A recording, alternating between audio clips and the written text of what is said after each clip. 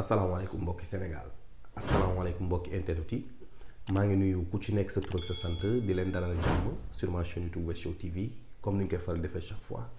chaque lundi di ngeen am li nga xam moom mooy trash li xew si semaine bi yëpp dinaa leen indil ay vidéo montel leen ko wax si li nga xam moom moo di sama chronique chaque mercredi dinaa leen indil li nga xam moom moo di thème comme tey jii nii loo xam dinañ waxtaan si société bi ni ñuy mën a avancer chaque samedi dinaa leen wax si marque yére yi nga xam ne yéen a ngi koy sol wax leen seen historique pour ngeen mën a xam lan moo xew si lépp loo xam ne yéen a ngi koy utiliser muy marque yi laay commencé mais au fur et à mesure ñuy dem dañu dugg si yeneen débat dañu dugg si yeneen thèmes yoo xam ne heure bii nii dina tax ñun ñëpp ñu xamalante ñu am li nga xam moom moo di partage d'idées comme ça bu kenn réer lépp looy def rek nga xam ko. tey nag dañuy ñëw wax si benn cas bu am solo cas bu particulier maanaam dañ nekk si benn société boo xam ne dafa bouleversé wu mooy maanaam dafa égaré dafa réer Sénégal noonu la mel jamono juñ toll nii. mooy dëkk bi nga xam ne indiscipline moo jiitu mais maanaam léegi Sénégal ku maa la gën a réew moo fa ne amul mag amul ndaw réewande bi fa nekk kenn xamu ko jeunesse bu léegi jënd nañ li nga xam moom moo di internet bi mu dugg ñu am li nga xam moom moo di liberté d'expression seen liberté d'expression utiliser wuñu ko su lu baax mais dañ koy utiliser pour saaga da ngay gis benn mag bu ñëw toog wax li nga xam ne moom moo di xalaatam yett nit ñi da ngay gis nit bu wax sa alxuraan nit ñëw saaga ko. paas yi dugg dëkk bu nekk de parents yi amuñu li nga xam moom moo di contrôle si doom yooyu noonu ma maanaam éducation amatuñu ko lu leen neex la ñuy wax maa tay parce que anonymat la kenn du xam yow yaay kan photo rek mooy feeñ mais ëllëg si biir kenn du xam yaay kan ñu dem si beneen point pour ñu jox la respect il faut nga am xaalis tey jii nii boo yoree xaalis mën nga yónni mag mën nga yónni ndaw boo yoree xaalis mën nga saaga nit mën nga def lu la neex parce que da nga am xaalis da nga am doole société bi foofu la Sénégal tu vaux rien si tu n'as pas d'argent nekkoo kenn bu amul argent boo bëggee tax jabar il faut nga xaalis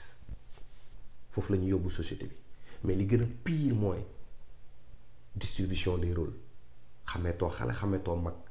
mais bi gën a garaaw mooy xàmmeetoo jigéen a xàmmeetoo góor moo tax tey jii nii bu jigéen toogee ne soxlaatuma góor ci sama life warul bett kenn mais maanaam benn processus la boo xam dañ ko def de telle sorte que képp koo xam ni noir nga dans ce monde pas seulement États-Unis mais dans ce monde automatiquement tu deviens quelqu'un bu fekkee góor nga nullité mooy maanaam tu deviens soit féminin soit doo jëriñ dara ci société bi ñan ñoo ko waral les fameux féministes occidentaux parce que attention y a les féministes yi nga xam ni yàgg nañ nekk Sénégal mais mosuñu ci bàyyi mais maanaam jigéen yi tayal nañ leen roy parce que tubaab bi lu mu wax chaque fois man maa la dàqale po demal nga xeesal man maa la dàqale culture ñëwal sama culture man maa la gën a nekk jigéen ñëwal nekk ko jigéen comme man noonu la demee rek noonu la mës a mel parce que y a beaucoup de filles sénégalaises yi nga xam ne tey jii nii buñ tukkee la ñuy nekk féministe parce que xamuñoo lu muy signifier te buñ demee nekk ko tamit duñ dugg sax pour comprendre historique bi pour mën a xam ndax lii sama combat la wala lii convaincre na ma non dañ koy def parce que tubaab bee leen ko wax bu ñëwee indil ko Sénégalais Mati Ndiaye France la jógee moom nii lay doxalee xaaral ma mel ni Mati Ndiaye xaaral ma mel ni Aïda Gueye xaaral ma mel ni Moussa parce que tamit góor yi léegi dañoo dem ba nekk li nga xam ni moom moo di les faux féministes parce que dafa ça l'intéresse maanaam jigéen bu féministe rek góor yi dañuy def ni naanam ngistal parce que li gën a grave mooy dañ ne góor pour nga doon un vrai góor il faut nga toggal sa jabar góor il faut nga def lii góor il faut lépp loo xam ni góor moomu ko dañu def tout ba naayesal ko pour góor mën a nekk féministe wala nga dégg man je suis un féministe mais il faut savoir l'historique fan la commencé wul fenn lu dul début de 20e siècle parce que en 1865 góor noir yi mooy maanaam nit ku ñuul ku góor mënoon na voter mais nit ku ñuul ku jigéen mënul voter mais aussi tamit tubaab bu jigéen mënul voter vu que nag tubaab dafa mës a nekk koo xam ne dafa supérieur noir selon ñoom ñu ne ñoom mënuñu accepter góor bu ñuul di voter te ñoom jigéen ñi mënuñu voter c'est lañ créé li nga xam moom moo di seen association boobu noonu maanaam seen association boobu benn but rek la amoon mooy maanaam voter ni bu fekkee nit ku ñuul góor mu ngi voter ñoom tam dañuy voter loolu mooy première association féministe bi mës a am fii nii moo xam ne c'était clair maanaam dañuy gën def li nga xam moom moo di ay marche léegi nag ndeysaan soxna su ñuul su jigéen si gis na ni tubaab bi bind nañ si li nga xam moom moo di féministe te féministe gis nañ fa moo féminin ñu ne ñoom kon bokk nañ si combat bi indi aussi tamit li nga xam moom moo di seen combat xeex seen droit que c'était juste discrimination bi ñu doon dund viol yi ñu doon dund lépp li ñu doon dund mais bañ ñëwee sa tubaab yu jigéen ñi tubaab yu jigéen dañ leen ne mënuñu bokk combat parce que on n'est pas égaux mooy maanaam ñun ak yéen bokkuñu niveau yu bokkul. après tubaab bi jël li nga xam moo di yoonam nit ku ñuul ki jël li nga xam moom moo di combat am kon ça veut dire que ni affaire de féministe yi depuis ci njëlbeen combat yi bokkul moo tax da ngay gis ñoom dañu dem seen biir ñoom ay divergence ñu dem li nga xam moom moo di vers 1960 mooy deuxième vague bi vague boo xam ne rock and roll mu ngi daw hippie yaa ngi fi ñu xamul hippie dem leen si Google ngeen xool ko mooy ñi nga xam ne ñoom amuñu problème mu sëy ak kenn ku leen neex la ñuy sëyal am nañu jëkkër amuñu jëkkër ñoom la ñuy wooyee aussi tamit les couples yoo xam ni ñoom dañuy actif couple yoo xam ni aussi tamit dañuy comprendre te tey jii nii man su ma amee jëkkër mais ma am envie dem tëdd ak keneen mën naa tëdd ak moom tranquillement sama jëkkër daf may bàyyi c'est le scambiste yi commencé scambiste mooy ñi nga xam ne dañuy échangeante seeni coro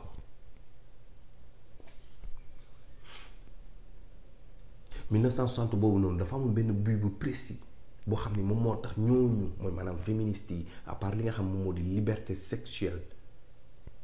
ñu am aussi tamit beneen mooy maanaam tey jii nii man su ma amee jëkkër aw ma jëkkër mën naa sëy ak sama jëkkër wala mën naa sëy ak sama copain wala mën naa sëy ak ku nekk ëllëg si biir ma ëmb ma dem avorter mooy maanaam droit d'avorter moom moo nekkoon li nga xam moom moo di seen point principal biñ ko xeexee rek ba affaire bi am li nga xam moom moo di doole dafa am li nga xam ni moom la ñuy def moment boobu noonu amuñu woon li nga xam ni moom moo di bi ñu commencé xeex amuñu woon li nga xam moom moo di communauté bu taxaw si lañ xëcc li nga xam ni moo di góor jigéen ñi xëcc li nga xam ni moom moo di trans yi parce que attention pour ñoom góor jigéen a trans c'est pas la même chose de xëy na ñun ñoo leen boole si benn loo mais pour ñoom c'est pas la même chose parce que transsexuel dafa am gay am mais yemuñu foofu daa am beneen population bu ñu xëcc beneen communauté bu ñu xëcc bi nga xam ni ñoom pendant 400 ans ñu ngi xeex violé yi ñu leen violé dóor yi ñu leen dóor seen dépouillement yi ñu leen def seen dëkk te kenn d'accordu ci lépp ñu bëgg ko tollooleeg li nga xam ni moom moo di seen combat yi ñàkk fay yooyu mooy maanaam avorté wala góor jigéen bi bëgg par force ñu woowee ko jigéen quel est le rapport pour ki nga xam ne daf ma posé woon question ne ma quel est le rapport entre li nga xam moom moo di féminisme ak gay li moo nekk rapport bi mooy maanaam doon benn communauté boo xam ne dañuy xeex li nga xam ni moom moo di discrimination xeex li nga xam ni moom moo di homophobie xeex li nga xam ni moom moo di domination mooy maanaam de l'homme envers li nga xam moom moo di la femme loolu la ñuy tuddee intersection léegi gars yi noirs yi lu seen yoon si loolu mais fexe nañ ba boole leen si mais vous vous demandez pourquoi boole ñu si juif yi parce que juif yi jamono jooju aussi tamit ñu ngi doon suivre li nga xam moom moo di discrimination wala juif yi bokk ñoom idée peut-être noir bee gën a yomb wala noir bi la ñu dominer parce que ñoom mosuñu dominer li nga xam moom moo di juif yi. ñu dugg si li nga xam ni moom moo di troisième vague bi troisième vague bi nag moom moo nekk di yàq le monde moo empiré lépp mooy maanaam tey jii nii parité la ñu soxla. si biir parité bi mooy jigéen bi bu góor toggee jigéen togg bu góor raxasee jigéen raxas bu góor yoree doom jigéen yor doom lépp daal lañ koy niroo mu nekk lu nice ça peut se faire peut-être ça dépend de l'homme mais quand il s'agit que ni jigéen bi ñëw ne la saa yu ma neexee laay am doom saa yu ma neexee laay seeg yow laay am rapport ak yow saa yu ma neexee laay voyager te j'ai pas de compte à rendre à personne maanaam jigéen bi am benn genre liberté bu am solo ci monde bi lu ko neex lay def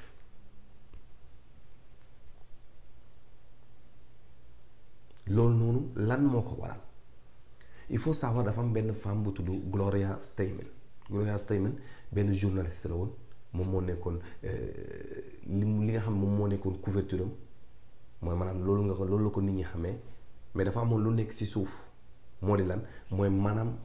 agent CIA la woon te dafa amoon benn rôle bu précis boo xam ne daf ko indi woon ci monde bi. lan moo tax mu dugg si li nga xam ni moom moo di affaire de féminisme moom noonu ak lan moo nekk rôle am pour beneen ëllëg ci biir mooy maanaam faire de telle sorte que la femme noire devienne plus important qu'un homme noir. Subventionné jigéen may ko doole girl power ba nga xam ni tey jii nii góor du soxla góor ba nga xam ni du mën a créer li nga xam ni moom moo di la famille wala bu créer la famille boobu day perte li nga xam ni moom moo di góor yi dañuy perte li nga xam moom moo di masculinité parce que bu fekkee jigéen moo yar góor c'est très difficile góor boobu noonu nekk koo xam ni day nekk góor. Heureusement nag ñun Sénégal du yaay rek moo la yar nijaay ngi foofu noonu papa bu ndaw mu ngi foofu noonu même bu fekkee sa papa nekk fi mooy vie de famille bi ñu am mais individuel ñu bu ñu individuel cas bi ñu nekk nii day gën a pire. Faire de telle sorte que gouvernement bi ni jigéen amal doom ma lay fay soxla woo góor parce que moom na fu mu toll nii mooy bu fekkee ni yow maman single nga pour combien de doom nga mënte am nga yor ko yow rek gouvernement da lay fay mais il suffit que benn papa nekk loo mënte am ci doom gouvernement bi du la jàppale. noonu la monde occidental bi di doxee. am na li nga xam ni moom la Obama waxoon mooy maanaam boo xoolee États-Unis pour l'instant 85% des enfants yi nga xam ni amuñu papa prison la ñuy mujj 85% des enfants noirs yu amul papa prison la ñuy mujj. Obama teg ci ne xale boo xam ne amul papa am na 5 fois chance dugg ci li nga xam moom moo di criminalité wala nekk nit koo xam ni day yàqu ba faw drogué wala whatever. am na 9 fois chance nekk nit koo xam ne jàngam du yegg. am na 20 fois chance nekk koo xam ni prison nga jëm parce que loolu la tubaab bi buggoon. de ce fait dama leen di jox benn genre étude. Gloria Steinem dafa ñëw pour jàppale noir yi may doole jigéen ñi wan jigéen ñi ni am nañ valeur ci monde bi wan jigéen ñi am nañ whatever. mu ngi ñëw en 1960 les années 1960 la commencé créer affaire bi nii. en 1960 5% moo nekkoon li nga xam ni moom moo di xale boo xam ni amul papa en 1960 5% la woon xale noir américain yoo xam ni seen papa yi présent wuñu seen life. en 1980 affaire bi yéeg ba 18% mooy maanaam 1960 5% rek la woon. en 1980 18%. en 2000 affaire bi yéeg ba 33%. en 2015 affaire bi yéeg ba 41%. lii la fi Gloria Steinem liggéey en fait moom dafa ñëw pour jàppale jigéen. gars yi pour muy clair c'est pas ndax comprendre ngeen un peu li nga xam ne moom moo di historique bi ma leen jox mais pour muy leer gis nga féministes yi seen but c'est pas seulement pour donner de la force li nga xam ni moom moo di jigéen mais c'est pour détruire la famille et les valeurs africaines maanaam wala nga jóge ci beneen dëkk boo xam ne Afrique la c'est pour détruire ça. malheureusement nag ñun suñu dëkk bii nii kompuñu maanaam dañuy demee à la mode dañuy toppandoo duñu xam balaa ñuy dugg duñu gëstu balaa ñuy dugg. moo tax tey jii nii jamono ji da ngay gis jigéen bu toog ci télé Sénégal lu ma neex laay sol nu ma neex laay solo sama lii maa ko moom ku ma neex laa koy jox sama yaram maa ko moom lu ma neex laa ci def.